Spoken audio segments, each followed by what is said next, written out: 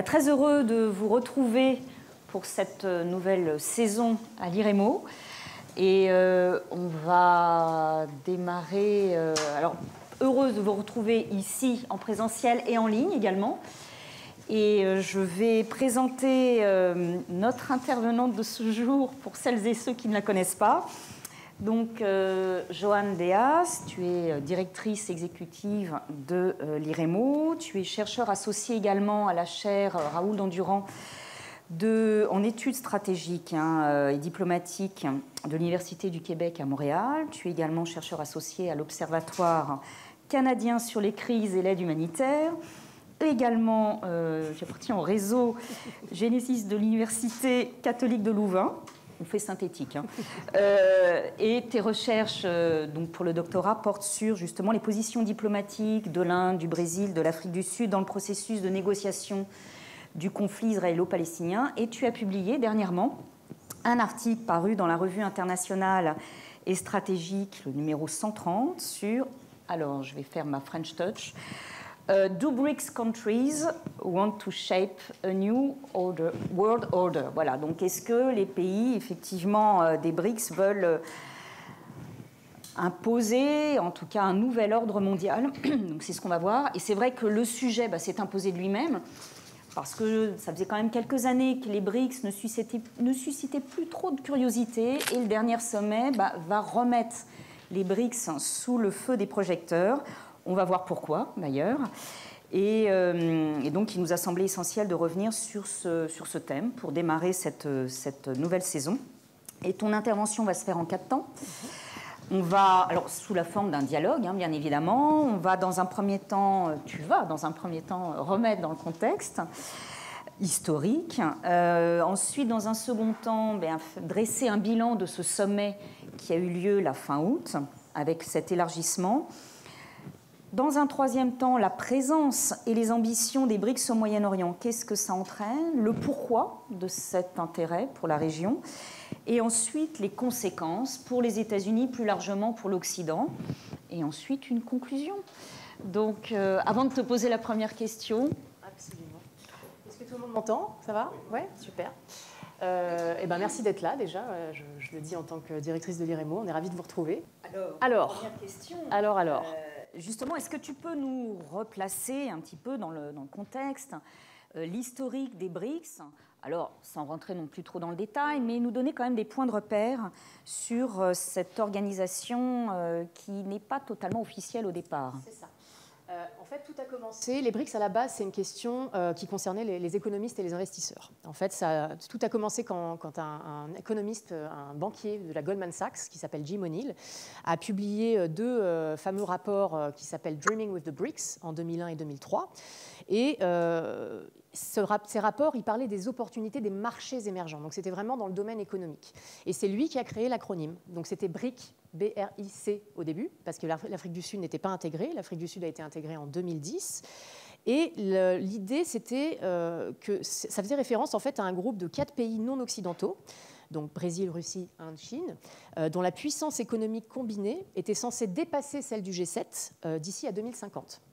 Et en fait, ce qui s'est passé, c'est que c'était assez frileux comme pronostic, parce qu'il n'a pas fallu attendre 2050 pour que ça se produise, puisque les 5 BRICS actuels vient de se produire, en fait. Ils contribuent désormais à 31,5% du PIB mondial en PIB par capita, donc ce n'est pas exactement PIB tout court, et la part du G7 est tombée à 30%.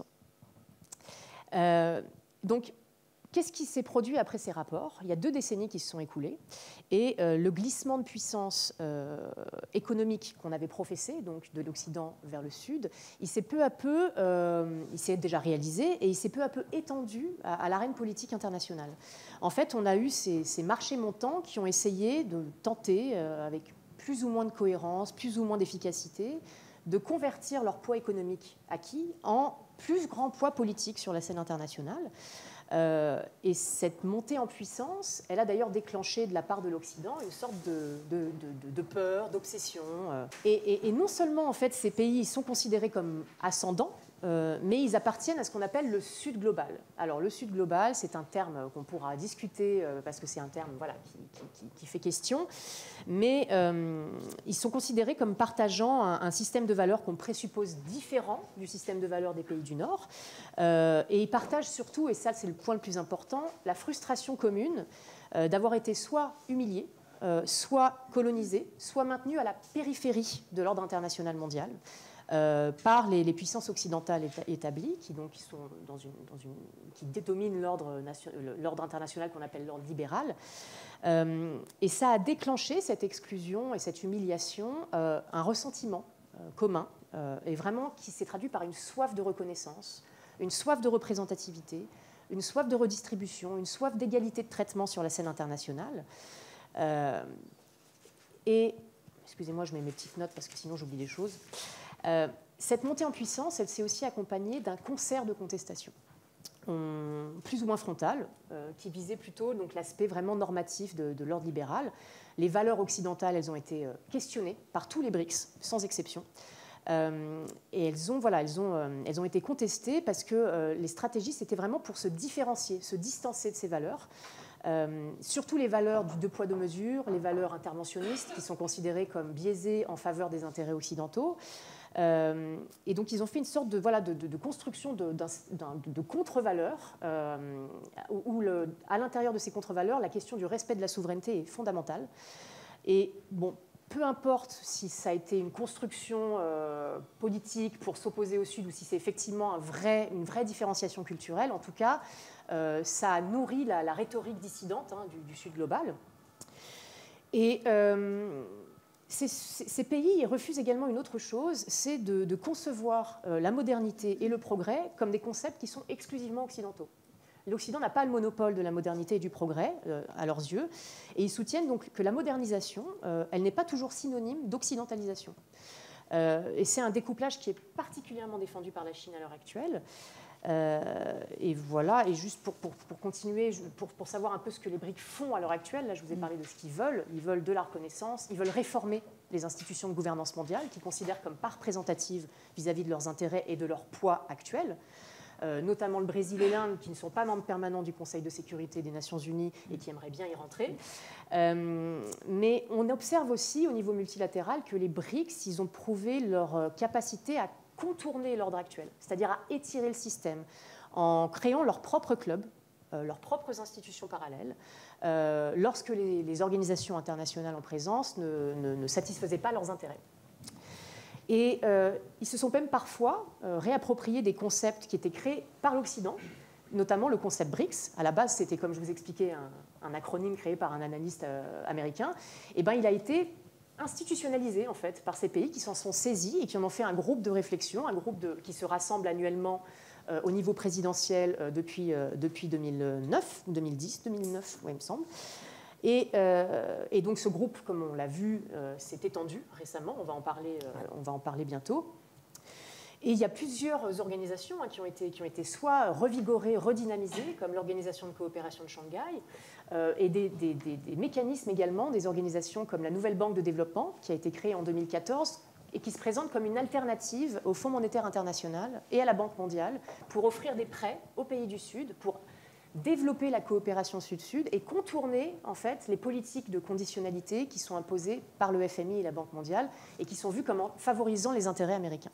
Donc on a tout ce système parallèle qui est en train de se créer et c'est intéressant de voir qu'il a abouti là, récemment à cette extension des BRICS. Et pour cette première partie, je pense que je peux m'arrêter là. On est d'accord. Ouais. On est d'accord. Il y a plein d'autres choses encore à voir, effectivement. Et alors, donc, du 22 au 24 août dernier, s'est tenu justement ce sommet, le dernier sommet en Afrique du Sud, où là, ils ont quand même frappé fort. Ils ont frappé fort, c'est-à-dire qu'on a eu donc un élargissement. Alors, il y a beaucoup de candidats. 6 sont les élus, les nouveaux élus. 4 font partie de la région donc du Afrique du Nord, Moyen-Orient. Et quel premier bilan est-ce que tu pourrais dresser justement de ce sommet, de cet élargissement ? D'abord, peut-être, quels sont les motifs de cet élargissement ? Absolument. Donc cet élargissement, ça a été un peu un coup de tonnerre au niveau médiatique, mais au niveau aussi des experts, parce que même les experts les moins frileux ne s'attendaient pas à un élargissement aussi rapide, à une décision aussi rapide. Donc c'est intéressant de noter déjà que sur les 23 pays qui étaient officiellement candidats, alors il faut aussi noter que les critères d'admission et les procédures d'admission, ce n'est pas l'Union européenne. Il n'y a pas vraiment de procédure d'admission, c'est très informel. Et donc sur les 23 candidats, on en avait 9 qui étaient de la région Afrique du Nord, Moyen-Orient. Et sur les 6 admis, effectivement, tu l'as dit Carole, il y en a 4 qui sont de cette région. Donc ça c'est un signe très fort aussi. Sur les 4, donc on va les voir un peu plus en détail bientôt, c'est l'Arabie Saoudite, les Émirats Arabes Unis, l'Iran et l'Égypte. Ils sont animés par des objectifs géopolitiques distincts. Le principal, c'est de sortir leur économie de la dépendance à l'égard des ressources, notamment dans le cas de l'Arabie Saoudite et des Émirats Arabes Unis. Et c'est aussi se sortir d'une certaine forme de stagnation économique, notamment dans le cas de l'Égypte. Et c'est également pour l'Iran de se sortir d'une forme d'isolement. L'Iran est très isolé par les sanctions américaines.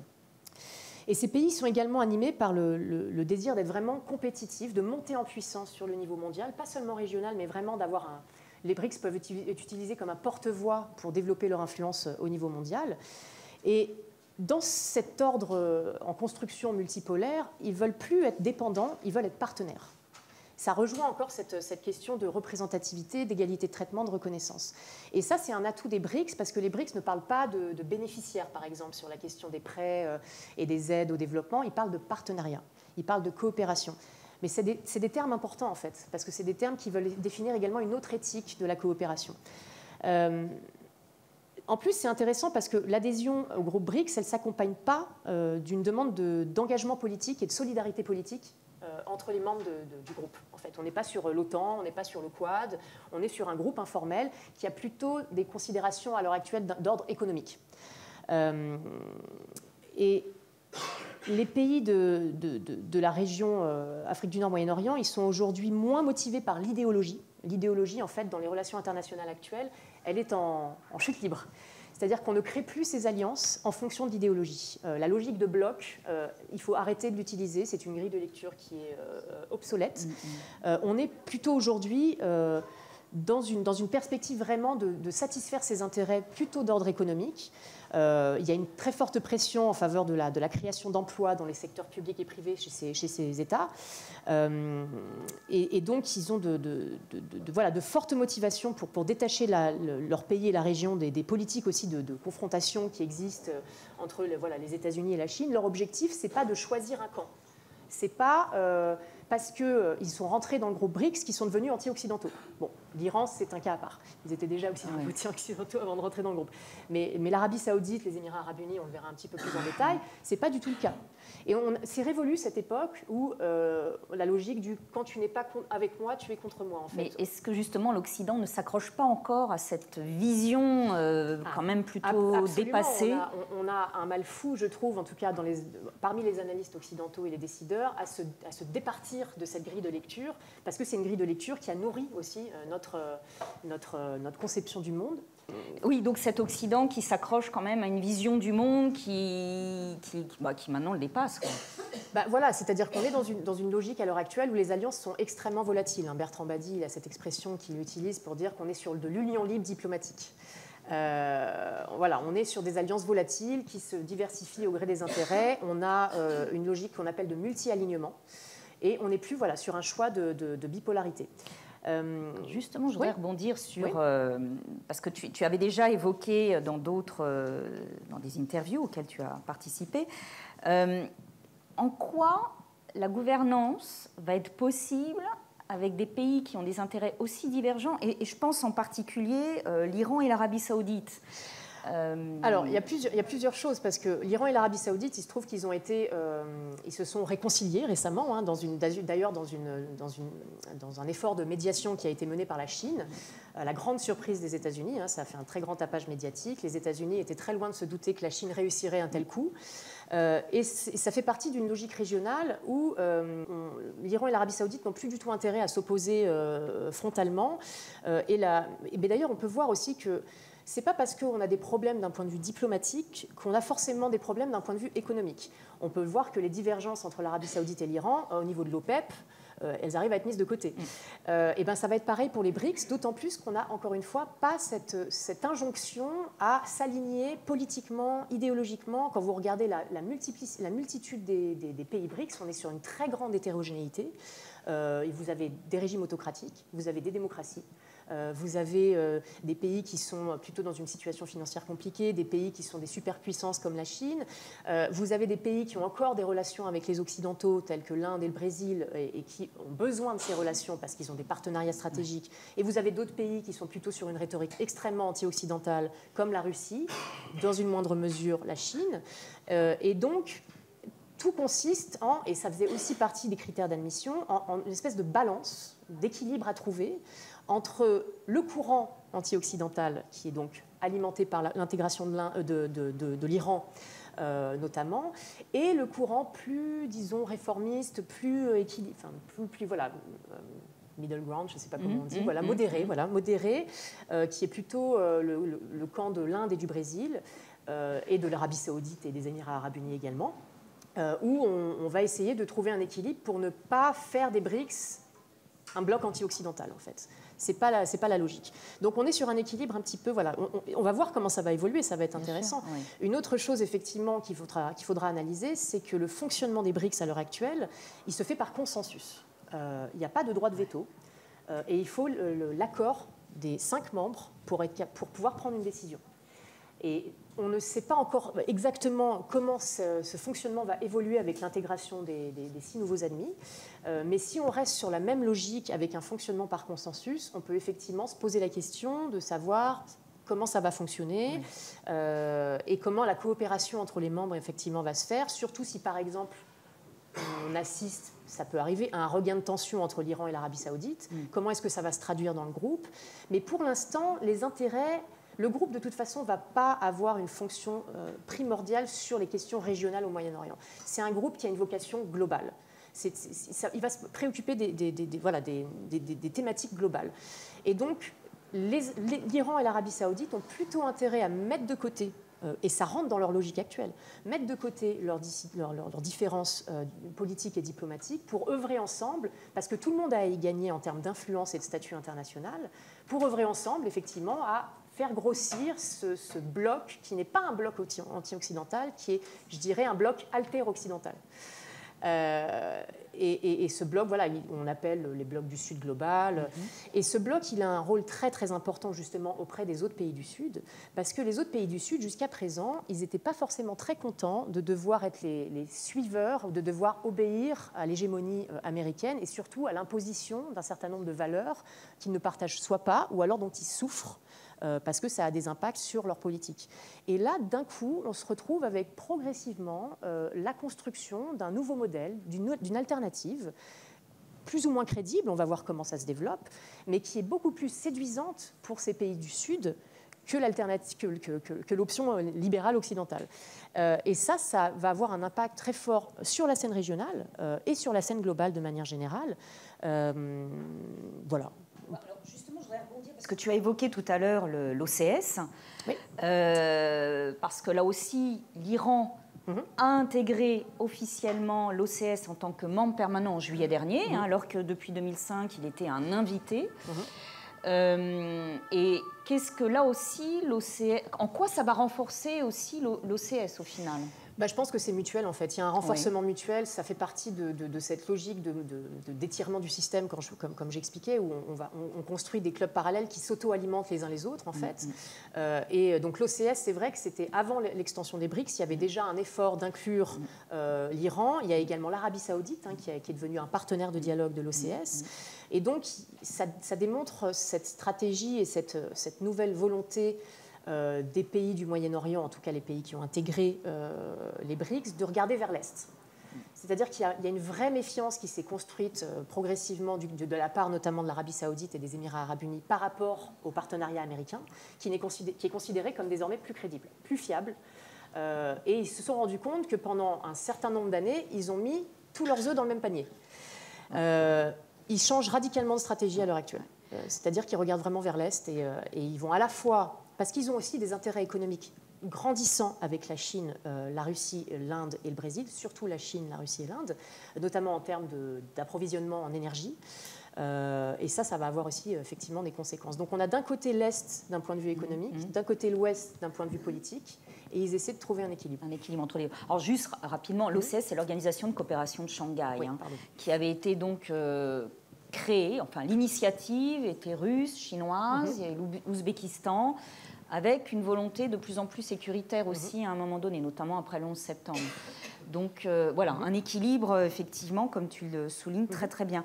Alors, qu'est-ce qui, selon toi, justement, pourrait expliquer cette présence un peu plus affirmée des BRICS au Moyen-Orient? C'est-à-dire, bon, la Chine, on sait que ça fait un moment qu'elle lorgne sur ce Moyen-Orient. La Russie a fait son retour via notamment la guerre en Syrie.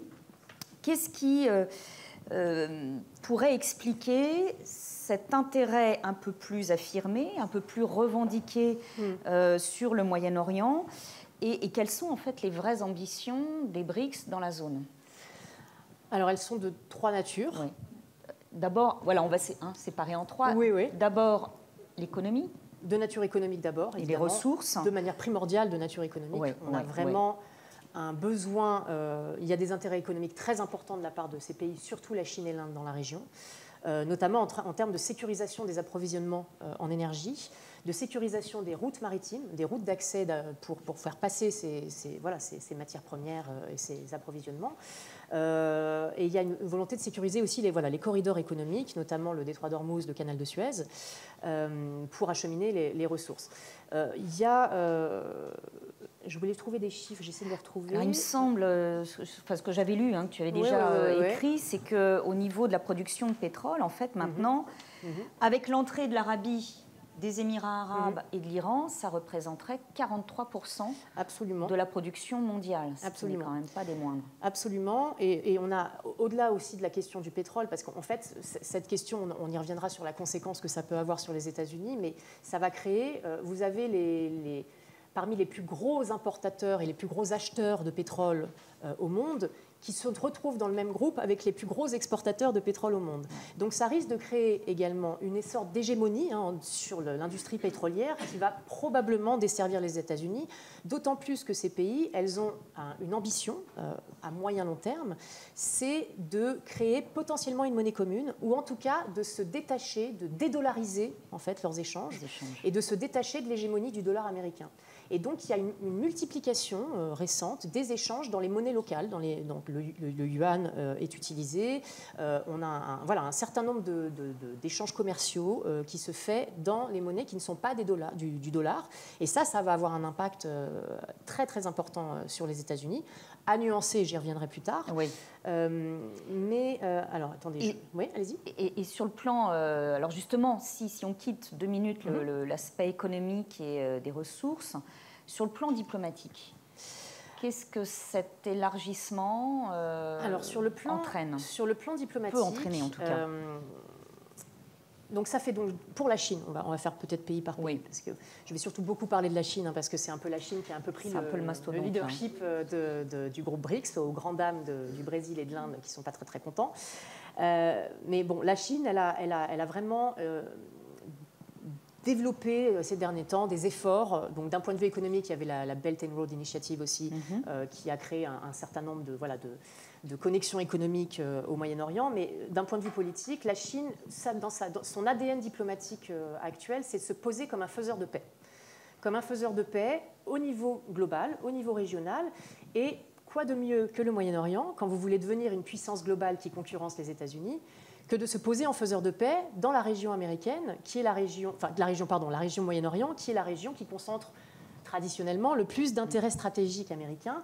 Et c'est une région dans laquelle donc, les États-Unis sont en perte de vitesse, sont de plus en plus faibles, ont annoncé qu'ils sont désengagés, ils voulaient s'en désengager avec le pivot asiatique pour se focaliser sur la région de l'Indo-Pacifique, et où les États-Unis ont toujours échoué. Bon, on pourra nuancer si c'est un échec ou si c'est une volonté, mais ont toujours échoué à résoudre la plus grande crise et le dernier cas de décolonisation non achevé, qui est le conflit israélo-palestinien.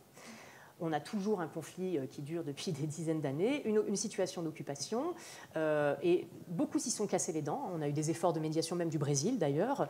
La Russie fait partie également du quartet. Et la Chine se dit, voilà, peut-être pas le conflit israélo-palestinien, on va peut-être pas y aller, c'est un petit terrain miné pour le moment, mais par contre, l'Arabie Saoudite et l'Iran, c'est pas mal. C'est pas mal comme performance, en fait. Parce que personne ne l'avait vu venir. Ouais. Donc, il y a cette volonté vraiment d'occuper un peu le terrain d'un point de vue diplomatique. Et ça permet aussi, vraiment, ça joue comme une espèce de caisse de résonance sur sa volonté globale de questionner l'ordre hégémonique occidental. Est-ce que ça n'a pas non plus une volonté de la Chine d'essayer de rassurer aussi ses partenaires, ses futurs partenaires, en voulant s'imposer comme un médiateur ou une médiatrice? Oui, je pense que la Chine, en fait, a eu une période dans son histoire diplomatique où on appelait ça la diplomatie des guerriers. Ils ont perdu beaucoup d'alliés avec cette diplomatie extrêmement agressive. Ils ont placé un peu partout dans les ambassades chinoises dans le monde des diplomates et des ambassadeurs légèrement, agressifs, on va dire. On voit un peu en France, par exemple en France, ça c'était le cas. Et ça ne leur a pas forcément beaucoup servi. Et donc ils se sont rendus compte de ça, ils se sont rendus compte que ce n'était pas la bonne stratégie et ils ont fait évoluer leur diplomatie pour avoir une diplomatie maintenant qu'on appelle dare to fight, de combat, mais pas guerrière, c'est un peu différent. Et donc on est beaucoup plus sur une logique de on ne veut pas de conflit parce que les conflits desservent la coopération entre les États. Et ils sont beaucoup plus sur une logique de pousser vers plus de multipolarité. Donc ils ne sont pas du tout sur la volonté de détruire l'ordre hégémonique américain. Ils veulent juste exister, et exister à égale mesure, en fait. Et exister dans un ordre qui est de plus en plus multipolaire, où l'unipolarité américaine n'existe plus, en fait, et où les États-Unis, d'ailleurs, ne peuvent rien y faire. Et voilà, donc on n'est pas sur la construction d'un modèle, d'une nouvelle unipolarité, en fait. Ce n'est pas du tout leur volonté. Et donc, effectivement, la question d'être faiseur de paix, avec en plus des atouts qui sont qu'il n'y a pas d'idéologie. C'est-à-dire que la Chine ne refuse une politique de conditionnalité politique, d'imposer des valeurs libérales de démocratie, etc. Ce n'est pas du tout leur objectif. Il n'y a pas non plus de... Comment dire ? Donc pas d'idéologie. Il y a un respect très profond de la question de la souveraineté. La question de la souveraineté, c'est fondamental pour tous les BRICS, à savoir les politiques interventionnistes qui ont été très présentes au Moyen-Orient. C'est un refus absolu de la part de la Chine d'utiliser ça. Ce qui est aussi, quelque part, un message envoyé. On ne se mêle pas des affaires intérieures, ne vous mêlez pas de nos affaires. Absolument, absolument, c'est cohérent. Et donc voilà, il y a un certain nombre d'atouts qui sont un peu séduisants aussi pour les pays de la région, qui voilà, sont dans une logique, comme j'expliquais, de diversification de leur partenariat, où en fait ils se sont rendus compte que les résultats et les bénéfices qu'ils ont tirés de leur partenariat stratégique avec les États-Unis n'a pas été si incroyable que ça à l'heure actuelle, et est en train effectivement de baisser. Et donc voilà, il faut réorganiser leur partenariat stratégique. Et si on se place donc au niveau sécuritaire, qu'est-ce que ça, quelles sont les ambitions derrière? Quelle est la volonté? Qu'est-ce que cherchent à faire ces BRICS avec cet élargissement? Alors, deux choses. On va parler de la Russie, évidemment, parce que là, pour l'instant, on n'en a pas encore parlé, mais bon, dans le domaine sécuritaire, on va en parler. La Russie, elle a clairement un intérêt stratégique à renforcer sa présence et ses liens avec les pays de la région. Elle souhaite évidemment contrer l'influence et la présence des États-Unis au Moyen-Orient. La Russie, le Moyen-Orient, ce n'est pas un terrain neutre pour elle. Ce n'est pas un terrain nouveau. Ce n'est pas un terrain neutre. Sa présence en Syrie, elle a été utilisée par Moscou comme exemple concret que l'hégémonie occidentale est révolue. Et que même dans le domaine sécuritaire, qui est quand même normalement une chasse gardée américaine, où il y a une hégémonie américaine au niveau global, où personne jusqu'à présent, même la Chine, n'arrive à contester la domination américaine dans ce secteur-là sécuritaire, eh ben, la Russie a été, en tout cas, ce qu'elle présente elle considère la Syrie comme un très grand succès. Et parce qu'elle a prouvé qu'elle était en capacité de proposer une alternative aux pays de la région qui ne soit pas le modèle américain et qui soit une alternative donc sécuritaire assez fiable et assez crédible.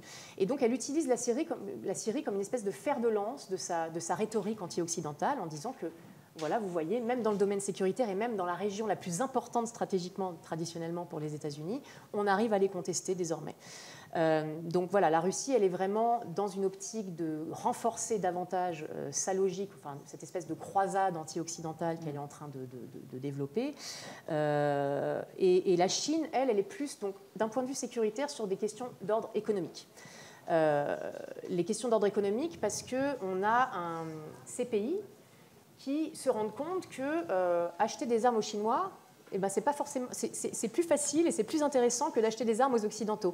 Il y a un certain nombre de matériaux militaires qui n'arrivent pas à avoir, enfin, que les Occidentaux ne leur fournissent pas pour un certain nombre de raisons différentes. La Chine n'a pas du tout ces politiques de conditionnalité et n'aura pas de scrupule à leur fournir un certain nombre de matériaux militaires, notamment voilà, des véhicules aériens armés inhabités, des missiles balistiques. Et les missiles balistiques, par exemple, ils n'ont pas été en mesure de se les procurer. Et donc là, ça pourrait être effectivement une grosse porte d'entrée à la fois du coup sécuritaire et économique pour la Chine. Il faut également noter qu'il y a également les Émirats arabes unis qui envisagent d'acheter des avions chinois. Il y a eu aussi des entraînements.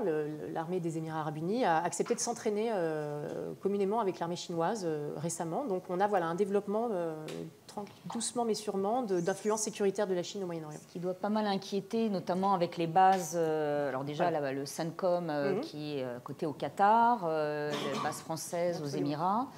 Absolument. Ça doit quand même susciter. Alors, si on va plus loin et si on approfondit un peu cette question des BRICS et les conséquences pour les États-Unis et l'Occident, comment est-ce que toi, tu définirais cette période? Tu l'as un petit peu évoqué tout à l'heure d'ailleurs, quand tu parlais d'une vision multilatéraliste imposée par l'Occident.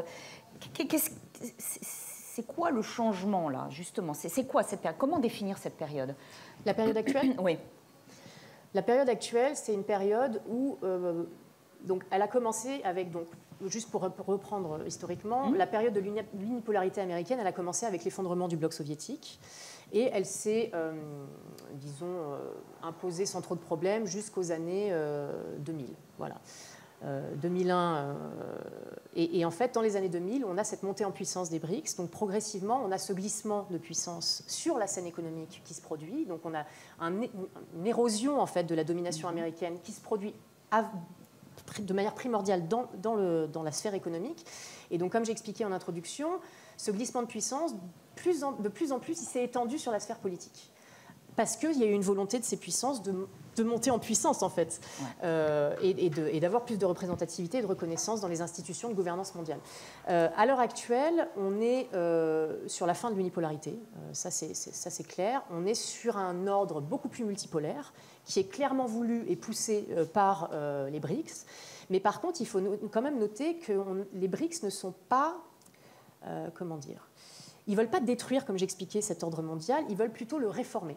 Ils veulent à la fois le réformer et le contourner quand ils ont besoin de le contourner, mais ils ne veulent pas le détruire. Ils ont des positions, quand vous entendez leurs discours sur notamment les questions de l'ONU, notamment les différentes questions, ils sont extrêmement respectueux. Bon, alors, évidemment, il se passe des choses dans chaque pays, mais ils se veulent extrêmement respectueux de la charte des Nations Unies, et donc ils ont des positions plutôt conservatrices en fait. Ils ne sont pas en train de dire les institutions créées par les Occidentaux à la fin de la Seconde Guerre mondiale, on a envie de les détruire. Non, non, pas du tout. Ils font ce qu'on appelle de l'insider activism, de l'activisme de l'intérieur. On va les intégrer et on va les réformer.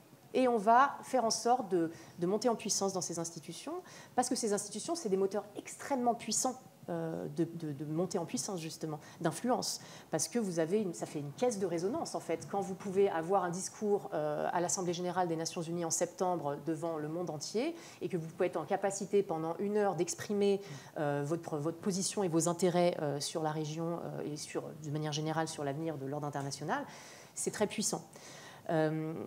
Donc voilà, on est plus sur un réformisme et sur... En fait, ce n'est pas parce qu'ils contestent l'ordre qu'ils veulent complètement s'en exclure. Donc on est sur une espèce d'intégration ou de rejet à la carte, en fait, en fonction de leurs intérêts. Ils peuvent tout à fait avoir et développer des blocs de commerciaux, par exemple, de signer des accords commerciaux historiques, notamment entre le Japon, la Chine, l'Australie, vous voyez qu'en fait, les querelles diplomatiques entre le Japon et la Chine n'ont pas du tout empêché ces pays de commercer ensemble. Au contraire, ils sont mutuellement le deuxième et le troisième importateur-exportateur des produits de l'autre. Et en fait, ce qui se fait au niveau diplomatique se défait au niveau économique. Donc on est toujours dans cette espèce de dichotomie entre l'intégration, surtout dans la sphère économique, qui est ultra interdépendante en fait, qui donc vient mitiger cette véhémence et cette contestation au niveau de la sphère politique. Est-ce qu'on peut parler pour autant de la fin de... Alors, l'hégémonie américaine dans la région, hein, peut-être pas le terme exact finalement, de la fin d'une présence américaine dans la région? Eh ben, ça va dépendre d'eux, c'est-à-dire ça va dépendre des États-Unis.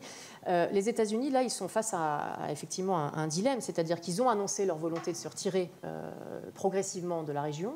Bah, évidemment, ce vide, il vient d'être comblé et il va de plus en plus être comblé par les BRICS, qui ont en plus un certain nombre, comme j'expliquais, d'atouts à proposer au pays. Ça va vraiment dépendre, là, dans les prochains mois, ça va être très intéressant d'analyser ça, de la stratégie américaine. C'est-à-dire qu'ils ont deux options. Soit ils retournent et ils essaient de contrer autant, enfin, il faudrait qu'ils fassent le plus rapidement possible pour ne pas les laisser trop s'installer, la présence chinoise. Soit ils continuent à se focaliser sur l'Indo-Pacifique, soit ils font les deux à la fois, mais je ne sais pas s'ils auront les capacités de le faire. Justement, quand on parle de retrait, est-ce que c'est pas aller un peu vite en besogne? C'est-à-dire quand on entend, puis là, depuis quelques années, dire que les États-Unis se retirent du Moyen-Orient. Est-ce que c'est pas plutôt une volonté des États-Unis de se retirer de conflits, de ne plus être partie prenante de conflits, enfin, surtout les résultats, que ce soit en Afghanistan ou en Irak, c'est quand même pas des plus brillants. Bien sûr, parce qu'on a toujours... c'est pas plutôt... C'est une région qui est toujours stratégiquement très importante, hein, on a toujours les bases militaires, et on a le parapluie sécuritaire américain par rapport notamment à l'Arabie Saoudite et aux Émirats Arabes Unis, qui n'est pas prêt de s'arrêter. C'est-à-dire que c'est pas parce que l'Arabie Saoudite et les Émirats Arabes Unis intègrent les BRICS qu'ils vont supprimer du jour au lendemain. L'Égypte, pareil. Enfin, l'Égypte reçoit 1,3 milliard de dollars d'aide militaire américaine par an. Donc on n'est pas, et ça ne va pas s'arrêter non plus. Donc on est vraiment, voilà, les États-Unis évidemment ne sont pas complètement partie de la région, ça serait grossièrement faux de le dire, mais effectivement il y a un désengagement des questions de conflit parce que voilà, l'impuissance de la puissance. Tout à fait. On l'avait vu même avec Trump, quand il y a eu ce drone qui s'est écrasé sur justement un site pétrolier en Arabie Saoudite, où l'Arabie Saoudite pensait que les États-Unis allaient réagir. Et pourtant, Trump, qui avait été reçu, ça je me souviens de sa visite en 2017 en Arabie Saoudite, on avait les clips qui tournaient en boucle sur les chaînes, y compris au Liban. En gros, c'est votre problème, ça ne nous concerne plus à ce niveau-là. Et justement... Et pour peut-être rebondir là-dessus, en fait, on voit également que la Chine arrive au Moyen-Orient, c'est pas nouveau, hein, c'est-à-dire que la Belt and Road Initiative, c'était déjà là, hein, c'est pas d'un coup ils arrivent et bonjour. Mais pour le moment, la Chine n'a pas, en tout cas, démontre pas la volonté ni l'intention de maintenir et d'assurer la sécurité régionale, comme les États-Unis peuvent le faire en fait. Donc pour l'instant, l'engagement chinois au Moyen-Orient, il est assez peu coûteux. Et il est plutôt très lucratif et il est assez peu coûteux en fait. Parce que les efforts de médiation, c'est des efforts qui peuvent rapporter gros, les efforts de médiation politique, et qui ne coûtent pas grand-chose. Et ça, c'est pour ça que c'est une stratégie, la médiation de conflit, la facilitation de conflit, qui est utilisée par beaucoup de pays dans le monde en fait, parce que ça vous donne une bonne réputation. Si vous y arrivez, c'est formidable, tout le monde trouve que vous êtes un faiseur de paix, que vous avez du coup, vous gagnez en influence.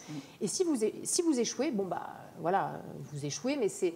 Si, par exemple, le conflit israélo-palestinien, vous pouvez toujours dire bon bah les États-Unis, ils n'y sont même pas arrivés, donc voilà. De toute façon, il y a peu de désavantages et beaucoup d'avantages à la médiation, mais effectivement, pour le moment, la Chine n'est pas du tout prête à prendre le relais américain sur la question de la sécurité régionale. On est très très loin de ça.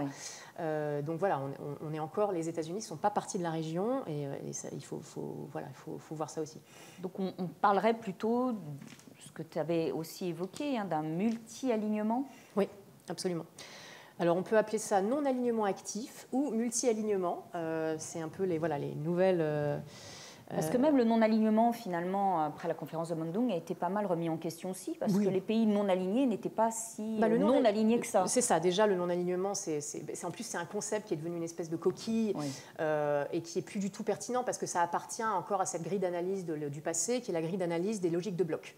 Le non-alignement, c'est de la logique de bloc, c'était pendant la guerre froide, enfin voilà.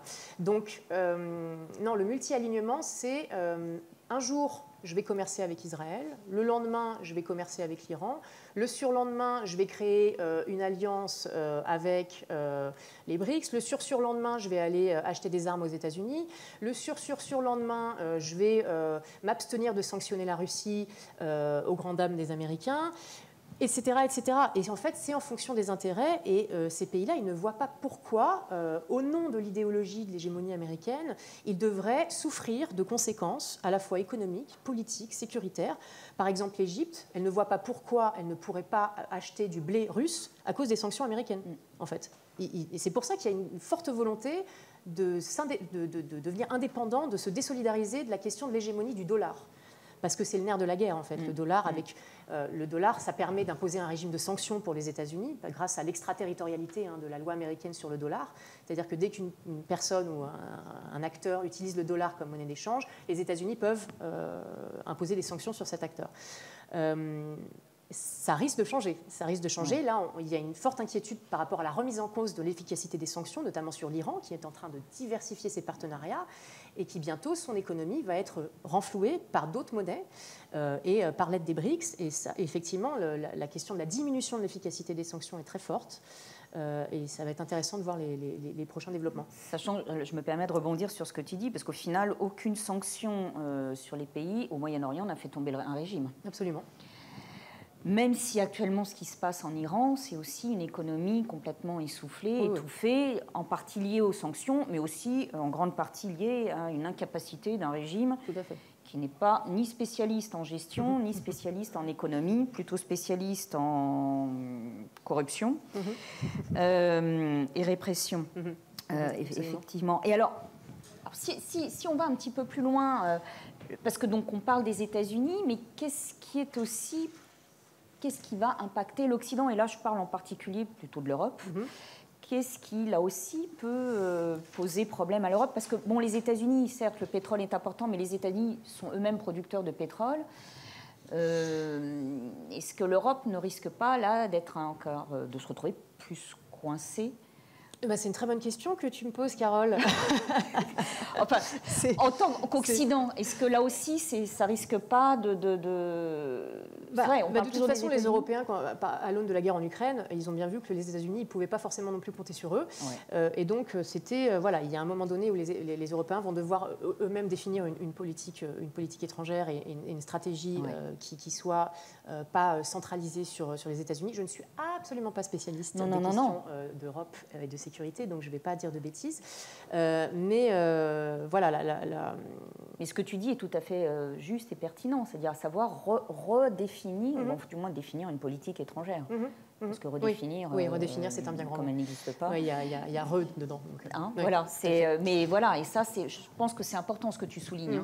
Mais même si tu n'es pas une spécialiste de l'Union européenne. Mais il va falloir, s'ils veulent redéfinir une politique vis-à-vis du Moyen-Orient et vis-à-vis des BRICS et de manière globale, il va falloir se départir d'une chose, notamment pour la France, c'est l'arrogance.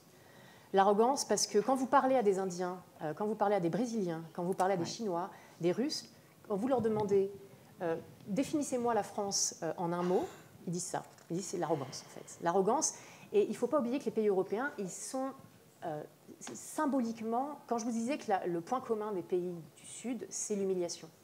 C'est l'humiliation d'avoir été colonisés, humiliés, mis en périphérie de l'ordre mondial. Tout ceci, dans leur tête, c'est l'Europe, en fait. Et donc, il faut, si on veut redéfinir une politique étrangère cohérente vis-à-vis de ces pays du Sud, il faut déjà prendre en considération cette altérité et cette autre perspective. Il faut se mettre dans les chaussures des pays du Sud pour essayer de comprendre comment leur vision qu'ils ont de nous impacte leur propre politique étrangère. Et si on ne fait pas cet effort, on ne pourra jamais, nous, ajuster la nôtre à ce qui se passe, en fait, à leurs réactions, à leurs besoins, à leurs attentes, etc. Et ça, on a énormément de mal à le faire, énormément de mal. Et pourtant, je pense que c'est absolument fondamental. On fait partie, voilà, de ces... En fait, pour les BRICS, on fait partie du passé. Ouais. On ne fait pas partie du futur. Et donc, il va falloir, si on veut encore compter dans l'ordre international, refaire partie du futur. Ouais. Faire même partie du présent, ça serait déjà pas mal. Oui, ça c'est effectivement... Parce que, voilà, on a quand l'ordre hégémonique américain et occidental a été avéré, on a décrété la fin de l'histoire. On a dit, c'est bon, voilà, on a réussi, le progrès est là, il n'y a plus rien à faire. Donc on s'est figé dans le temps, en fait. On a dit, bon, voilà, l'histoire, c'est fini. On a fabriqué l'histoire, on est bien. Sauf que l'histoire, elle a continué, sans nous. Non seulement l'histoire, elle ne s'est pas arrêtée, mais en plus, les acteurs qui fabriquent l'histoire à l'heure actuelle, c'est plus les Occidentaux. Donc pour la première fois, on est peut-être en retard. C'est peut-être nous qui sommes en retard sur la fabrique de l'histoire. Il va falloir également qu'on se rende compte de ça et qu'on se rende compte que les BRICS, malgré... effectivement, tous les reproches qu'on peut leur faire, leur hétérogénéité d'un point de vue économique, leur hétérogénéité d'un point de vue politique, la question du respect des droits de l'homme par certains des BRICS, la question des droits humains, etc. Ces BRICS-là, ils sont une preuve de plus en plus concrète que la modernité et la modernisation, ce n'est pas synonyme d'occidentalisation. Il y a un modèle alternatif qui peut être créé, et tant que ça, on n'arrivera pas à l'entendre du côté occidental, je pense qu'on aura un mal fou à adapter en conséquence notre politique étrangère. Et alors là, je vais rebondir sur ça, parce qu'effectivement, j'avais écouté l'émission à laquelle tu avais participé sur RFI, et j'ai noté, j'ai relevé une phrase que je trouvais, alors déjà, vraiment cadrée avec le sujet, que j'ai trouvé en plus pertinente, qui résume bien finalement les choses, quand tu parles d'une leçon d'humilité que les BRICS infligent à l'Occident. J'aimerais bien que tu rebondisses un petit peu là-dessus. Alors, absolument, parce que, tu parles aussi de la fabrique du monde qui vient et en fait, qui est déjà... Je vais relire un peu mes notes parce que j'ai envie d'être précise là-dessus, c'est qu'en fait, l'ordre parallèle dont je parle depuis tout à l'heure, on a beaucoup de mal à l'appréhender, comme j'expliquais en Occident, parce qu'on évolue dans un système de pensée où il n'existe pas d'alternative à l'ordre libéral actuel, en fait. Tout simplement parce que les pays du Sud ne seraient pas en capacité d'en créer. C'est très colonial comme vision, mais on a cette conviction intime que les pays du Sud ne pourront jamais faire aussi bien que nous, en fait. Et que, du coup, on a peur, parce que l'ordre qui vient va forcément être moins bon que le nôtre. Va forcément être... Et ça, c'est très intéressant parce qu'on a toujours, en tout cas pendant très longtemps, analysé les acteurs du Sud comme des objets passifs, comme des objets étrangers, en retard, opposés même à la notion de modernité. Et je pense qu'il faut qu'on arrive à enlever nos œillères occidentalo-centrées et arrêter avec cette logique du nous contre eux, parce que le nous contre eux n'existe pas, comme j'expliquais. Le Sud influence le Nord, a toujours influencé le Nord influence le Sud. On a une hybridation des cultures avec la circulation des biens et des personnes. Ça ne veut plus rien dire le Nord, ça ne veut plus rien dire le Sud. Et je pense qu'il faut qu'on arrive à se départir de cette logique. Les choses sont très fluides, sont beaucoup plus interdépendantes qu'on ne veut bien le dire. Et donc cette logique de bloc, elle nous fige dans une analyse qui n'est plus une analyse efficace pour comprendre le monde qui vient, en fait. Donc ça nécessite de décoloniser en fait les structures de production du savoir, de décoloniser la façon dont on pense, et pour le moment, on n'y est pas encore. Alors, mais est-ce qu'il n'y a pas là aussi quand même des limites avec les BRICS, des défis à relever qui, pour l'instant, ne peuvent pas encore vraiment être relevés Est-ce qu'il n'y a pas des choses, parce que là c'est vrai qu'on a tendance à mettre tellement les BRICS en avant, mais est-ce que les choses vont être aussi simples que ça Non, les choses ne vont pas être aussi simples que ça, parce qu'effectivement ils ont un certain nombre d'atouts, mais ils ont aussi un certain nombre de... il y a une crainte en fait d'assister à la montée d'une nouvelle forme d'impérialisme aussi en fait.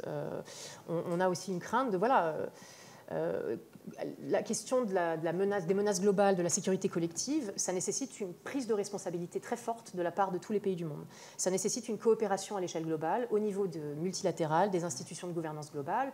Et ce à quoi on assiste à l'heure actuelle, c'est plutôt à un blocage de ces institutions, à des interactions plus informelles, plus volatiles, et alors qu'on a besoin d'une coopération qui soit à la fois saine, c'est-à-dire sans le deux poids, deux mesures pratiqué par les Occidentaux, mais également sans l'obsession souveraine qui est pratiquée par les BRICS. Donc on a besoin de cette forme de multilatéralité, on a besoin d'une coopération à l'échelle globale pour faire face à des défis qui sont globaux, le changement climatique, la question de la faim dans le monde, et tous les conflits que ça va créer. Et ça, c'est un petit peu inquiétant parce qu'on ne sait pas si les BRICS sont à la fois en capacité, mais également en volonté d'assumer ces responsabilités de puissance globale. Pour l'instant, on voit surtout qu'ils bénéficient des côtés positifs, on va dire, de leur montée en puissance. Mais la montée en puissance, arrivée à ce niveau de l'ordre mondial, ça nécessite également de prendre ses responsabilités. Les États-Unis les ont prises, qu'on le veuille ou non. Maintenant, on va voir si les BRICS vont bien les prendre. Et alors, tu l'as bien évoqué, cet aspect-là, c'est-à-dire que c'est un peu la Chine qui a quand même imposé l'ouverture à ces 6 nouveaux entrants. L'Inde est un petit peu plus réticente, et surtout, je crois que l'Inde s'inquiète de voir la Chine prendre le leadership de ce groupe. Est-ce que là aussi, ça risque pas, à terme, d'entraîner une cassure, une fissure, ou alors est-ce qu'ils vont essayer d'arrondir les angles? Alors, ils essaient vraiment d'arrondir les angles, c'est-à-dire qu'il y a eu une rencontre entre le leader indien et le leader chinois récemment pour justement, qui était complètement à huis clos, qui n'a pas été annoncé, qui a été annoncé des mois après pour mettre pour tout mettre sur la table, en fait. Donc, ils ont apaisé un petit peu les tensions territoriales qu'ils avaient. Après, elles sont toujours là, elles existent toujours. Il y a un vrai conflit territorial entre l'Inde et la Chine. Et l'Inde est dans l'ombre de la Chine depuis toujours, en fait, d'un point de vue régional et d'un point de vue global. Donc, elle essaie de contrebalancer cette hégémonie chinoise, cette puissance chinoise, à la fois par le développement de ses relations stratégiques avec les Occidentaux. Donc vraiment, le multi-alignement, c'est une stratégie indienne pure et dure. Donc l'Inde a des rapports et continue d'entretenir des rapports et va continuer d'entretenir des rapports très forts avec les pays occidentaux. Et l'Inde, effectivement, se bat pour conserver son influence au sein des BRICS. Les Indiens n'étaient pas hyper partants pour cette extension, justement, parce qu'ils avaient peur que ça dilue leur statut, ça dilue leur influence, avec d'autres pays qui rentrent en scène, en fait, et donc on perd un petit peu ce privilège exclusif d'être presque un pays par continent, bon, sauf pour l'Inde et la Chine, mais voilà, donc oui, ils étaient... Mais en fait, étant donné qu'ils ne peuvent pas vraiment concurrencer la Chine et qu'encore une fois, les BRICS fonctionnent par consensus, et que si l'Inde ne pouvait pas vraiment s'opposer et mettre un veto, parce que déjà il n'y a pas de veto, mais s'opposer à cette extension. Donc ils ont mis un peu d'eau dans leur vin et ils ont un peu serré les dents. Et donc disons que la liste des pays admis, c'est pas si mal pour l'Inde. C'est-à-dire qu'à part l'Iran qui vient augmenter, renforcer le courant occidental du groupe, l'Arabie Saoudite et les Émirats Arabes Unis, c'est des partenaires commerciaux de l'Inde forts. L'Égypte est oui, également aussi. Donc, c'est pas forcément... ça aurait pu être pire. Donc, on peut imaginer qu'il y a eu un certain nombre de négociations à huis clos pour que les pays qui entrent soient des pays qui satisfassent à peu près tout le monde. Voilà. Alors, le fait qu'il y ait ces 6 nouveaux entrants et donc 4 dans la région, il y a d'autres candidats derrière. Est-ce que là, ça risque pas justement de poser problème? Parce que, comme tu le dis très bien, l'élargissement a aussi ses limites. Le consensus sera plus difficile à trouver aussi, plus on va élargir. Absolument. Et ces candidats malheureux, quelle suite pour eux? Et eux, ils estiment souhaiter rentrer... prochainement. Est-ce que ça va prendre encore plus de temps? Ça va se faire en 2 temps. Lula a clairement dit à la fin du sommet que ce n'était pas fini, qu'il allait y avoir une extension encore supplémentaire, mais que les termes de cette extension allaient devoir être discutés, mais c'est des discussions plutôt techniques en fait, sur les critères d'admission et sur les statuts. C'est-à-dire que là, si on reste sur les mêmes statuts, à savoir consensus, égalité absolue de tous les membres, donc vraiment une horizontalité parfaite, même si dans les faits, la Chine est petit peu moins horizontale. En tout cas, dans les faits, c'est une horizontalité. L'Afrique du Sud a la même voie que la Chine au sein des BRICS. Là, on ne sait pas exactement comment ça va se passer déjà avec les 6 nouveaux. Je n'ai pas trouvé exactement s'ils avaient un statut spécial ou s'ils étaient effectivement membres à part entière. Mais ils ont annoncé, Lula a annoncé qu'il allait y avoir une extension encore pour, je pense, consoler un petit peu les candidats malheureux. Et ils ont chargé leur ministre des Affaires étrangères respectifs de se rencontrer et de faire des réunions techniques pendant l'année à venir et de rendre compte de leurs résultats de leur travail au prochain sommet des BRICS qui va se passer en Russie, il me semble. Je ne veux pas dire de bêtises. Oui, tout à fait. Oui, c'est prévu que ce soit en Russie. En 2024. Voilà, donc le Brésil poussait, lui en tout cas, pour un statut spécial de membre associé, d'amis, de pays amis, de membres observateurs. Un peu comme l'OCS. Voilà, de partenaires de dialogue, voilà, c'est le terme utilisé à l'OCS, pour justement éviter de construire une grosse usine à gaz, en fait, parce que c'est la grande crainte, en fait. Mais encore une fois, il faut rappeler que les BRICS ne sont pas une institution. Il n'y a pas de secrétariat permanent. C'est un club, en fait, c'est comme le G7. Donc, ce n'est pas l'Union européenne, par exemple.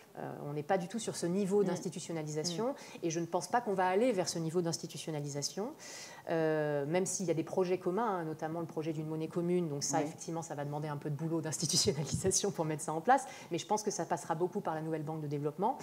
Mais voilà, c'est encore un petit bourgeon, tout ça. Donc je ne sais pas dans quelle mesure ça va s'institutionnaliser encore plus. Pour le moment, je ne pense pas qu'ils vont vers un modèle Union européenne, ça m'étonnerait beaucoup. Et donc voilà. Je ne sais pas quelle heure il est. Et on est dans le timing. C'est formidable, il reste une demi-heure pour les questions du public. Extraordinaire. Voilà. Donc, alors, nous sommes là. Joanne est là à attendre vos questions, que ce soit en distanciel ou ici, avec vous. Alors, et madame. Oui, bonjour. Je voudrais prendre peut-être le contrepoint d'une phrase que vous avez eue. Oui. Les BRICS sont extrêmement respectueux de la Charte des Nations Unies. Voilà, ça j'étais sûre que ça allait arriver. Fermez les guillemets. C'est pour ça que j'ai un peu tempéré quand même ce que j'ai dit en disant... Alors, les BRICS, il y a moins de 20 ans qu'ils sont identifiés comme tels, et ils étaient considérés comme une espèce de prolongement par le renforcement économique des anciens non-alignés. Et les anciens non-alignés étaient effectivement, dans leur centre de gravité, extrêmement attachés à la Charte des Nations Unies et à ses valeurs.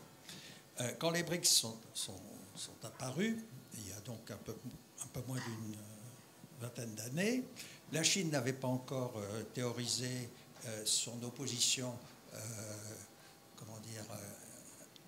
formalisée à la démocratie. La Russie avait encore les aspects formels d'une démocratie. L'Inde avait une vraie démocratie avec une alternance vérifiée. Aujourd'hui, j'ai envie de dire, dis-moi qui tu absorbes, je te dirai où tu vas. Il y a 20 ans, seuls théorisaient l'opposition aux droits humains les conservateurs des pays occidentaux et à l'occasion l'antépénultième président français qui parlait du droit de l'hommisme, de choses comme ça. Mais au sein de la péninsule arabique, puisqu'il y a 2 États qui s'y rallient, on avait des formalisations extrêmement timides de l'opposition à la démocratie. Il y avait ici ou là des gens qui écrivaient dans les journaux locaux que la démocratie n'est pas une bonne situation parce qu'il faut prendre en compte les dimensions locales et les traditions. Mais ce n'était pas théorisé. Actuellement, je pense que le point commun des BRICS élargis, c'est une vive opposition aux valeurs de droits humains qui, moi, me font craindre un délitement tendanciel de la défense des droits humains et une prise frontale à terme des valeurs fondamentales, y compris par les BRICS, des valeurs des Nations Unies. Qu'en pensez-vous? Alors, Joanne va répondre, Je vais répondre tout de suite, puis après on prendra 2 questions un petit peu plus synthétiques. Alors moi, voilà, effectivement, vous avez justement raison. Permettez-moi de reformuler ma phrase que vous avez citée. Ils ne sont pas respectueux de la Charte des Nations Unies, ils souhaitent qu'on soit respectueux de la Charte des Nations Unies. C'est toute la différence, effectivement. Désolée d'avoir laisser entendre, parce qu'évidemment, la Charte des Nations Unies, ils ne la respectent pas plus que les Occidentaux ne la respectent. Mais évidemment qu'ils utilisent la rhétorique dont vous parliez, hein, l'héritage sudiste du respect des valeurs de la Charte, etc. Ils l'utilisent et ils l'instrumentalisent. Clairement, c'est un calcul politique. On ne va pas être dupe. Ils utilisent cet héritage à des fins de construction d'influence et à des fins aussi de rassembler le Sud derrière eux. Parce que ça parle, en fait. Donc, je suis complètement d'accord avec vous. Je n'étais pas du tout en train de dire que la Chine est un exemple de respect des droits de l'homme, absolument, loin de là. Après, vous avez c'est intéressant, je pense, ce débat, parce que vous avez parlé de valeurs des droits humains. Et moi, jusqu'à présent, je parlais de valeurs libérales. Et la question, c'est est-ce que les valeurs libérales et les valeurs des droits humains sont similaires ? Et est-ce que les valeurs des droits humains font partie de ces valeurs libérales qui étaient imposées par les puissances occidentales? Parce que, voilà, donc est-ce que la démocratie est une valeur de droits humains? Enfin, mais donc voilà, et en fait, je pense qu'il y a vraiment ce débat, mais il est sans fin, et je pense qu'on pourrait faire un autre midi là-dessus sur la question des droits de l'homme, etc. Donc, moi, je suis pas philosophe, donc je ne vais pas me lancer là-dedans. Mais voilà, je voulais juste en tout cas revenir sur ce que j'ai dit. Complètement. Et puis il y a beaucoup de gens effectivement qui s'inquiètent beaucoup de cette montée en puissance et de ce que ça va signifier effectivement pour les droits humains. On prend 2 questions à la suite peut-être, hein? Et en distance. Alors c'est un peu dans le même sens. Tu disais tout à l'heure que le risque des BRICS c'était l'impérialisme et la Chine à l'heure actuelle devient prééminente là-dedans. Alors est-ce qu'il peut y avoir un contre-pouvoir? Ça. Qu'est-ce qui pourrait faire en sorte que, si la Chine prenait une importance énorme, les autres pays puissent agir contre lui? Est-ce qu'il y a une contre-puissance au BRICS? Pour l'instant, la contre-puissance, c'est effectivement les États-Unis. Enfin, voilà, il y a encore cette logique effectivement de puissance, de concurrence sur la scène internationale. Carole, est-ce que tu veux répondre à ça? Aussi. Ouais. Alors, tu l'as dit aussi, c'est-à-dire que l'Inde, même s'ils arrondissent les angles avec les 2 pays, l'Inde veille quand même assez jalousement à cette montée en puissance. Et c'est vrai que l'Inde a quand même très très peur, d'où aussi une hyperactivité diplomatique. Bon, je ne parle même pas de la visite avec la France, mais l'Inde, elle, s'inquiète, l'Inde et le Brésil. Ce sont quand même 2 pays qui s'inquiètent de voir cette montée en puissance et le fait que la Chine veuille prendre le leadership, parce que pour l'instant, la gagnante quand même, c'est la Chine de cet élargissement.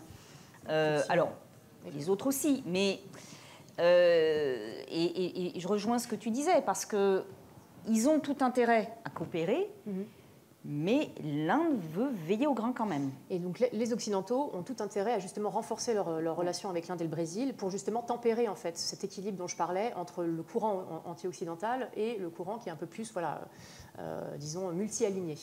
Et je pense que ça serait un objectif de politique étrangère très intéressant, ouais, d'aller renforcer justement. Et d'ailleurs, c'est ce qui se passe là, le couloir, je ne sais pas si vous en avez entendu parler, I2, U2, Israël, l'Inde, les États-Unis et les Émirats arabes unis qui ont créé donc Attendez, je vais vous en parler plus précisément parce que c'est intéressant. Et ça, je pense que c'est aussi une opportunité de contrepeser, de faire contrepoids à l'initiative Belt and Road et à tout ce qui se passe actuellement du côté de la Chine. Ils visent donc c'est un groupe en fait, c'est un groupe IEU2. Donc il y a effectivement Inde, Israël, Émirats arabes unis et États-Unis. La première déclaration, ça a été en juillet 2022. Et ça indique que les pays visent à coopérer sur des investissements conjoints et de nouvelles initiatives dans les domaines de l'eau, de l'énergie, des transports, de l'espace, de la santé et de la sécurité alimentaire. Et donc il y a un analyste qui s'appelle Mohamed Soliman qui appelle ce groupe l'Alliance indo-abrahamique. Parce que ça a été permis par les accords d'Abraham, en fait, d'avoir les Émirats arabes unis et Israël dans le même groupe.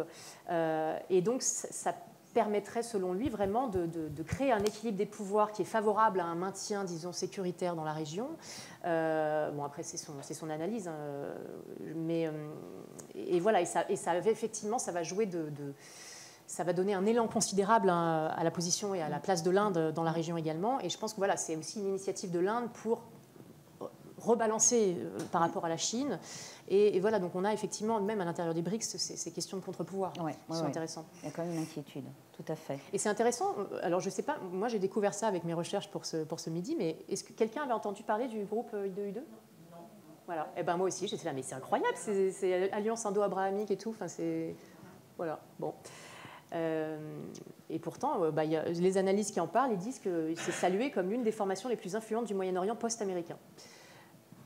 Bon, peut-être que c'est une coquille vide. Peut-être que c'est une coquille vide. On va voir. On va voir aussi sur le terrain ce que ça va donner. Il y avait question. Oui. Alors, j'ai écouté avec beaucoup d'intérêt tout ce que vous dites. J'ai visité la quasi-totalité des pays dont vous avez parlé. Alors, effectivement, les BRICS, c'est une valeur montante, on va dire, en termes internationaux. C'est vrai que, pour moi, c'est d'abord de l'hypercapitalisme, donc ils vont faire mieux que nous, qui avions la prétention d'être capitalistes en respectant des droits de l'homme qu'on n'a respectés que lorsque ça nous arrangeait. Eux-mêmes disent qu'ils n'ont pas d'idéologie, donc non-respect des droits de l'homme. Mais vous dites aussi non-impérialisme. Or, la Chine et Taïwan, pour ne citer qu'un exemple, les implantations, les ingérences dans les pays, vous dites que nous, on avait fait de l'ingérence, etc. Mais Wagner au Mali, la Chine autour de Taïwan, ils se comportent exactement comme l'Europe décriée. Ils vont faire bien au 21e. On est d'accord, l'Europe est dépassée, on est d'accord. Mais les non-valeurs, c'est tout ce qu'on a fait, peut-être en pire, puisqu'ils se sentent à l'abri du respect d'aucune valeur ni d'aucune idéologie. Tout à fait. C'est un peu mon inquiétude. Tout à fait. C'est très intéressant. Effectivement, il y a vraiment une différence à garder en tête entre la verbalisation des valeurs dont il parle, c'est-à-dire la question du respect de la souveraineté, de l'aversion à l'interventionnisme. Et puis il y a la question donc, de l'instrumentalisation en fait, de ces valeurs qui sont utilisées comme un outil politique au service de la montée en influence de ces pays. Et il y a la question de la transgression de ces valeurs qui est de plus en plus prépondérante effectivement et qui est, mais ça c'est une valeur commune à l'humanité, enfin, c'est-à-dire que citez-moi un pays dans le monde qui ne les transgresse pas, faites ce que je dis, pas ce que je fais, mais voilà, mais effectivement ils ne s'embarrassent pas au moins d'essayer de penser, d'essayer de faire croire qu'ils ne les transgressent pas, je sais pas, mais oui, merci pour cette... Il ne faut pas oublier un autre élément, parce que la Chine, quand elle a commencé finalement son entrée sur le continent africain, elle a joué sur quoi ? Sa politique de séduction, c'était de dire que la Chine, même si elle n'a pas été colonisée comme en Afrique, il y a eu quand même les guerres de l'opium, elle a été humiliée, et donc la Chine s'est mise dans une posture d'infériorité en disant « moi je suis votre semblable », sans trop caricaturer quand même. Et ça a été aussi une séduction, plus la non-ingérence dans l'utilisation de l'argent, qui a quand même aussi séduit. Et des régimes c'est-à-dire la fameuse transparence. Voilà. Mais, et la Chine, mais l'Inde aussi d'ailleurs avait rejoint la position chinoise par rapport à la Déclaration universelle des droits de l'homme, en disant que cette déclaration a été pensée, écrite par des puissances occidentales, alors qu'il y avait encore des pays colonisés, et que ça ne correspondait pas à leur vision des droits de l'homme. Donc on est dans une utilisation, une manipulation. Et surtout, on est avec des pays, et la Chine peut-être encore plus, extrêmement pragmatiques. Donc, il ne faut pas oublier la conception chinoise, et là, on la trouve dans l'art de la guerre de Sun Tzu, c'est-à-dire que le monde bouge en permanence. Donc, mon ami d'aujourd'hui peut devenir mon ennemi demain, et inversement. Et la Chine est dans cette logique-là. C'est-à-dire qu'on ne peut pas la mettre dans un tiroir, parce qu'elle est toujours là où on ne l'attend pas. Quant aux questions de violation des droits de l'homme, on voit très bien ce qui se passe avec les Tibétains et les Ouïghours. Mais ça n'a pas l'air d'affoler plus de pays musulmans que ça. Alors, nous avons une question en ligne. Est-ce que les BRICS s'intéressent à l'aide humanitaire et ses possibles utilisations ? Si oui, dans quelle mesure ? Super, merci pour cette question, j'adore. Oui, ils s'intéressent absolument à l'aide humanitaire. Ils s'intéressent à... Alors, ils n'appellent pas ça l'aide humanitaire, ils appellent ça la coopération sud-sud. C'est-à-dire qu'eux, ils refusent totalement d'utiliser le langage en vigueur dans la question de l'aide internationale. Ils n'utilisent pas les termes bénéficiaires, ils utilisent des termes partenaires. Et ils refusent de passer par des mécanismes de financement et des mécanismes d'aide qui sont des mécanismes qui imposent un certain nombre de conditionnalités politiques. Et donc, voilà, il y a des mécanismes, il y a des institutions de coopération sud-sud qui ont été mises en place, notamment la nouvelle banque de développement qui est conçue comme une alternative au Fonds monétaire international pour prêter de l'argent et voir dans l'aide au développement sur des projets d'infrastructure, des projets de sécurité alimentaire, des projets qui concernent la question de l'eau, etc. Donc oui, ils s'intéressent tout à fait à l'aide humanitaire. Enfin, humanitaire, là, je parlerai plutôt d'aide au développement. L'aide humanitaire, il faut voir comment on conçoit la question de l'humanitaire. Ils sont également intéressés à la question de la consolidation de la paix, du maintien de la paix. Ils ont envoyé des casques bleus de plus en plus. Il y a eu, voilà, avec tout ce que... Alors, on peut s'y intéresser et pas le faire correctement. Voilà. Et donc oui, cette question de la coopération sud-sud, c'est une question qui est de plus en plus prépondérante en fait dans la question dans le monde de l'aide au développement. Et l'ONU a, disons, couru un petit peu après la question parce qu'ils se rendaient compte qu'ils étaient de plus en plus contournés en fait par ces pays du Sud qui coopéraient entre eux directement. Et donc l'ONU a conçu des mécanismes pour pouvoir quand même être intégré dans cette coopération sud-sud qu'on appelle la coopération triangulaire, triangulaire, c'est ça, triangulaire, où donc il y a une articulation entre l'ONU qui essaie quand même d'être présente et les mécanismes, avec les mécanismes du pays, donc partenaire, et du pays récipiendaire, mais qui est aussi partenaire, parce qu'on dit plus bénéficiaire. Voilà, donc oui, ils s'y intéressent, absolument, et c'est d'ailleurs quelque chose de très important.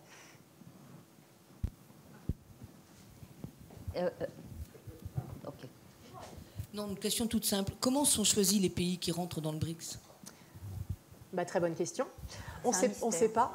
C'est le grand flou. Il y a des questions évidemment d'ordre stratégique, d'ordre économique. Là, je pense que la question prépondérante, c'était vraiment une question d'ordre économique. C'était sécuriser les voies maritimes, sécuriser les approvisionnements en énergie, notamment pour la Chine, qui est un très grand importateur de pétrole.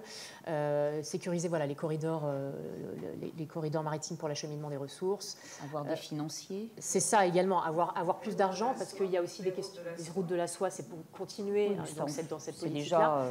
Et puis c'est également, vu qu'il y a des mécanismes de prêt et de soutien économique entre les membres des BRICS qui contribuent à hauteur d'un certain montant. Ils doivent mettre dans la caisse commune. Il y a donc, quand vous regardez la composition des BRICS actuels, il y a des pays plutôt riches, donateurs, on va dire, c'est donc prêteurs, et des pays plutôt à qui on va prêter en fait. Donc, et donc il y avait besoin d'avoir cet équilibre entre les pays prêteurs et les pays qui vont être récipiendaires de cette aide. Donc les pays prêteurs, c'est donc la Chine.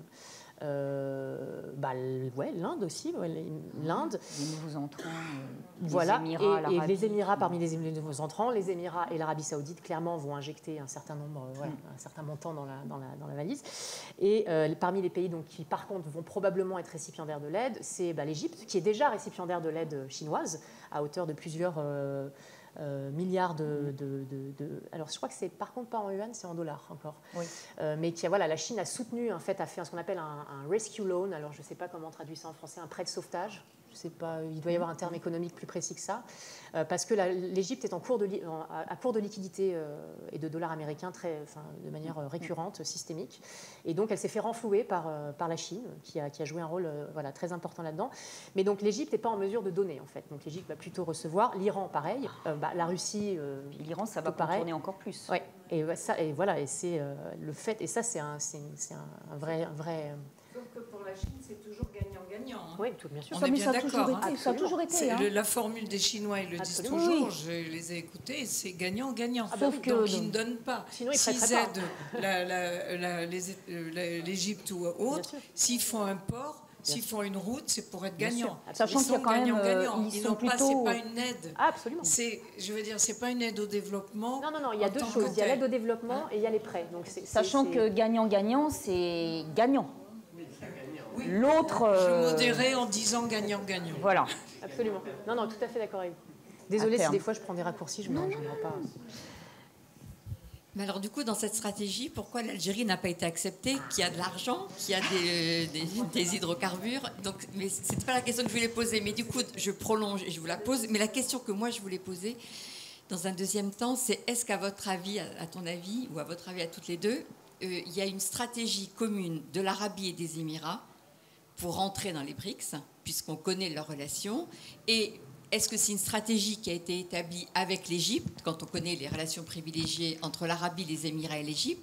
Donc, est-ce qu'à votre avis, cette stratégie de ces 3 pays pour entrer dans les BRICS a fait l'objet d'une stratégie? Et si oui, dans quel sens, pourquoi, comment?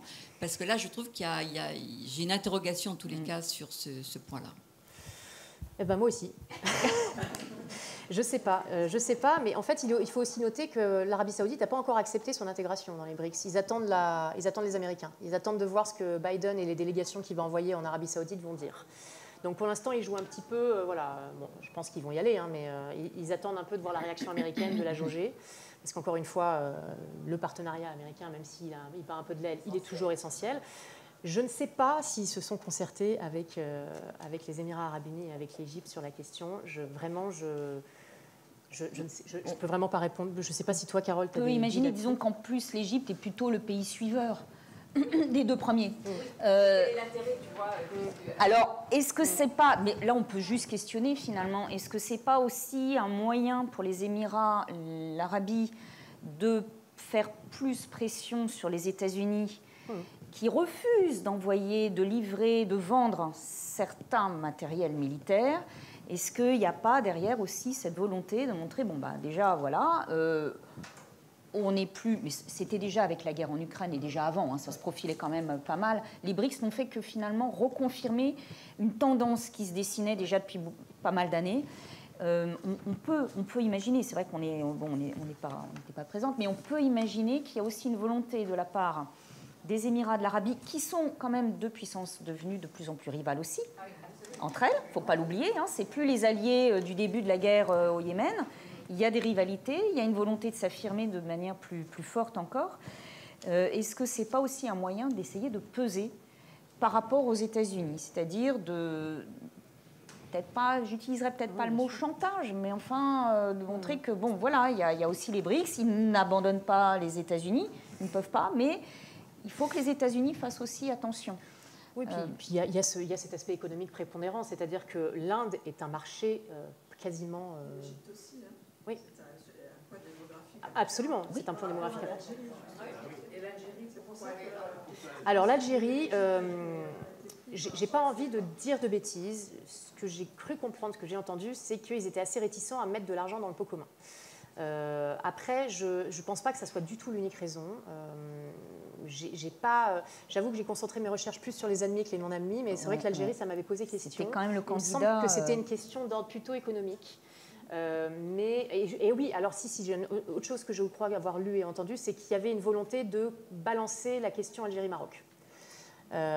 Donc si on intègre l'Algérie, pas le Maroc, est-ce que le Maroc était candidat ou est-ce que je crois non, pas. le Maroc n'était pas candidat. Je crois pas. Non, la Tunisie n'était pas candidate. Non. Ah si, le Maroc était candidat, absolument. Si. Ouais. Le Maroc, l'Algérie. Alors parmi, je vais vous le dire, les 9 candidats d'Afrique du Nord, Moyen-Orient, il y avait l'Algérie, l'Arabie Saoudite, le Bahreïn, l'Égypte, les Émirats Arabes Unis, l'Iran, le Koweït, le Maroc et la Palestine. Parce que la Palestine était aussi candidate. Voilà. Et la Palestine, la Palestine. Et donc, non, voilà, je pense qu'il doit y avoir aussi cette logique-là de soit on prenait les deux, soit on n'en prenait aucun. Voilà. Mais je me permettrais juste d'ajouter un petit point par rapport à l'Iran. Parce qu'il est clair qu'avec ce qui se passe en Iran, la révolte n'est pas terminée, hein, même si on en a un petit peu reparlé depuis samedi, mais c'est vrai qu'on dans les médias, on en parlait beaucoup moins. C'est aussi une victoire pour le régime qui est en mode survie quand même. Hein. Et déjà, le fait d'avoir intégré l'OCS, alors qu'elle était jusque-là, on va dire, une invitée permanente, hein, cette république, et là, les BRICS, l'Iran contournait déjà les sanctions, hein, de toute façon, mais là, elle va pouvoir le faire, la République va pouvoir le faire de manière beaucoup plus, on va dire, visible, sans se cacher. Et c'est aussi un signal qui est envoyé par le régime à la population. Et encore une fois, l'histoire des sanctions, c'est malheureux à dire, mais l'Iran est sous sanctions depuis 1979, et notamment toutes les sanctions qui ont été votées plus récemment pour violation des droits de l'homme en Iran, c'est pas ça qui retient le régime de tirer dans la foule de voilà. Donc l'Iran, on est vraiment dans une logique profondément anti-occidentale. Ah oui, complètement. Ça, c'est vraiment voilà, dans la continuité. Oui, complètement. C'est une sorte de vengeance. Voilà, Peut-être juste pour rebondir, parce qu'on parle de l'anti-occidentalité de l'Iran, qui est très ancienne. Il y avait beaucoup de penseurs anti-occidentaux en Iran, souverainistes ou pas, islamistes ou pas. J'aurais dit que la société, depuis l'avènement de la République islamique, c'est elle, à l'inverse, majoritairement sécularisée, désislamisée, laïcisée, et reste quand même très attachée, la jeunesse iranienne reste très attachée à des idées qu'on peut juger occidentales ou pas, mais qui sont la démocratie. Les jeunes immigrent majoritairement aux États-Unis, en Angleterre, en France, en Allemagne. En France, beaucoup moins. En France, beaucoup moins. Australie. En Australie, oui, en Australie. Énormément. Mais il y a une communauté iranienne dont je fais partie. Oui, bien sûr, mais moins qu'avant. Voilà, ce que je voulais dire, c'est qu'il y a une différence, mais qui est peut-être flagrante, juste pour le cas de l'Iran, il faudrait voir pour les autres BRICS. Mais il y a vraiment un fossé très fort entre l'État qui, lui, s'inféode complètement à la Chine. Il est déconnecté. Et voilà, qui se déconnecte. Donc le fossé se creuse de plus en plus. Mais je ne pense pas que les Iraniens soient dupes. Comme vous dites, les manifestations continuent, l'opposition continue. Ouais. Et cette population iranienne qui est séculariste, elle est aussi très souverainiste. Et donc, elle ne voulait pas d'une intervention de la République islamique en Irak, en Syrie, au Liban, au Yémen. Elle ne veut pas non plus, elle rejette l'accord de coopération que la République islamique a signé avec la Chine de 25 ans, qui nous enchaîne à la Chine pendant 25 ans. Et je rajoute aussi un point, c'est par rapport à ce rejet, enfin tout ce que le régime réussit à faire, c'est à éloigner la population de la vision de société et à dégoûter les gens. C'est-à-dire, moi, quand j'avais été en Iran, la première chose qui m'avait surprise, je ne m'y attendais pas quand j'ai mis les pieds là-bas, c'est de voir comment l'appel à la prière, à part les quartiers ultra-conservateurs, personne n'allait à la mosquée. C'est-à-dire, tout le monde vaquait à ses occupations. Et moi, j'avais pris quelques photos de quelques mosquées. Alors, d'un point de vue, là, c'était purement architectural. Et des Iraniens se foutaient de moi en disant, il y a vraiment que les Occidentaux pour prendre en photo nos mosquées en Iran, alors que nous, on est dans un rejet. Et j'ai été dans un taxi collectif où un mollah s'est fait, pardonnez-moi l'expression, jarter du taxi par le chauffeur de taxi. Chose que je n'imaginais pas. Alors, quand on a vu certains Iraniens balancer les turbans, c'est ça qu'ils ont réussi à faire. C'est exactement l'inverse de ce qu'ils voulaient imposer. Ouais. Mais je vais juste, du coup, pour rebondir un peu sur ce que vous disiez, je pense qu'il faut absolument découpler dans l'analyse les sociétés des États. Tout à fait. Parce qu'on a du côté étatique une instrumentalisation des valeurs, en fait, à des fins de gains politiques. Donc c'est des stratégies vraiment purement politiques. Et du côté des sociétés, ça revient à la question qu'on se posait un petit peu, c'est l'universalité, en fait, des valeurs qui est partagée par toutes les sociétés et les individus du monde entier, qui est l'aspiration à davantage de liberté individuelle, de justice. Et en fait, Ronnie Broman disait un truc très intéressant, il disait le seul sentiment universel qui existe, parce que plutôt que de dire valeurs universelles, il parle de valeurs qui sont universalisées et d'autres valeurs qui mériteraient d'être universalisables. Et il disait quelque chose d'intéressant, il disait le seul sentiment qui est partagé par l'intégralité de l'humanité, c'est l'aversion à l'iniquité. C'est-à-dire que quand quelque chose d'injuste vous arrive, ça vous pousse à vous mobiliser, en fait. Ça vous pousse à réagir. Donc l'aversion à l'injustice, en fait, c'est quelque chose qu'on peut considérer comme universel. C'est pour ça qu'on a des soulèvements populaires, c'est pour ça. Et ça, c'est effectivement quelque chose qui est partagé par les sociétés du monde entier, indépendamment des particularismes culturels, je pense. Voilà. Juste qu'en est-il des sociétés, du coup, des sociétés de ces BRICS? Est-ce qu'on peut en parler brièvement? Est-ce qu'elles sont très diverses aussi, mais très est-ce diverses. qu'elles ont la conscience d'appartenir aux BRICS? Quels sont leurs placements par rapport à c'est un sujet très très intéressant, la question effectivement même de l'adhésion sociétale à la logique aussi aux politiques étrangères de leurs États par rapport aux BRICS. Il faudrait un autre midi là-dessus, je crois, en fait, parce qu'il faudrait vraiment un autre midi là-dessus. C'est des sociétés tellement diversifiées, c'est des États-mondes, finalement. Vous regardez l'Inde, c'est un État-monde, la Chine, c'est un État-monde, la Brésil, c'est un État-monde. C'est des continents où déjà, à l'intérieur même de ces pays, la société est tellement incroyablement diversifiés que c'est très compliqué de répondre à cette question. Peut-être juste dire une chose, c'est qu'au final, bon, déjà, les populations dans un même pays sont quand même... On a aussi le monde des villes, le monde des campagnes. La population peut imaginer qu'elle adhère à partir du moment où elle verra concrètement ce que ça peut lui apporter aussi. Oui, tout à fait. Voilà, je pense qu'on peut... On a fait le tour. Reste... enfin, pour une première... oui, bon. On a fait un peu le tour. Merci à toi, vraiment. Merci à toi pour la modération. Voilà. Et un grand merci à vous toutes et tous. Et donc, on se retrouve sur le 9 octobre avec Youssef El Chazli pour les parcours de révolutionnaires. Comment est-ce qu'on devient révolutionnaire au Moyen-Orient? Et on espère, on va vous tient au courant, organiser le 2 octobre quelque chose sur le séisme au Maroc. Donc, on vous tient au courant très très vite. Adhérez à notre newsletter, suivez-nous sur les réseaux sociaux. Et merci et bonne rentrée. Et merci aussi à tous ceux et toutes celles qui étaient en ligne. Oui, merci. Comment? Mémoire collective des Arméniens. Pardon. Ah oui, pardon, excusez-moi, la mémoire.